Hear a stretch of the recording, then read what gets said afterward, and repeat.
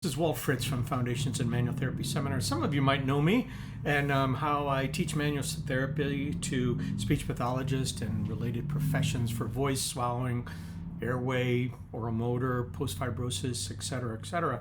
But I wanted to give you a few things on what manual therapy is and isn't. Unlike what a lot of people think, it's about fixing issues in the tissues, like a totally separate intervention from exercise or possibly education. But a lot of the modern views of manual therapy really upgrade that narrative considerably. That touch is simply another form of communication. Much like the other interventions that y'all use on a daily basis. If we could kind of like break down that wall between manual therapy as this like totally isolated thing for physical therapists or massage therapists, when the reality is it's for all of us clinicians to use to help for various ways.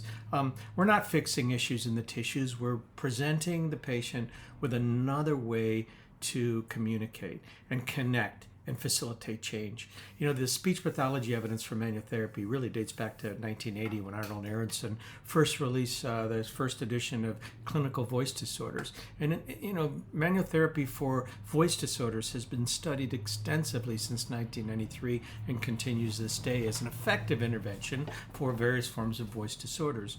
The evidence for using manual therapy with dysphagia, with oral motor related issues, trismus, post-radiation fibrotic changes, airway, and other issues. Certainly newer addition to the speech pathology literature, but it does exist. But so little of the concepts that underpin manual therapy, much less manual therapy itself, is taught to the speech pathologists in grad school. So basically, you're on your own learning it. And you know, there's certainly some really good places to learn that work, and I'd certainly like to promote my own courses, Foundations in Manual Therapy seminars.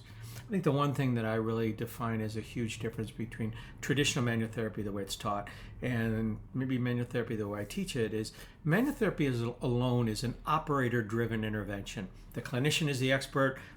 They diagnose the problem. They choose the proper intervention. And truly, the patient is a fairly passive participant in that process.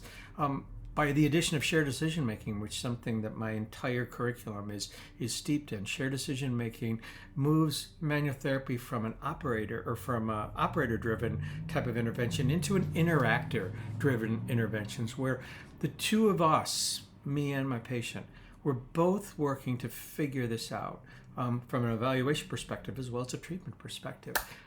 I certainly know a lot, but I don't know what another person is feeling or fearing or hoping for or expecting until I ask them.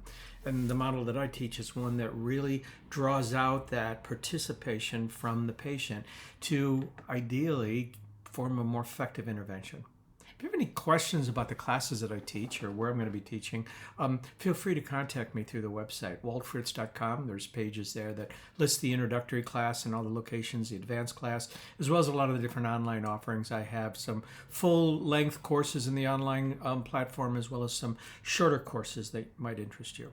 Included in that is a free ASHA CEU 1-hour introduction to manual therapy for the speech pathologist, so you got to dig a little bit for that one. But any questions, let me know.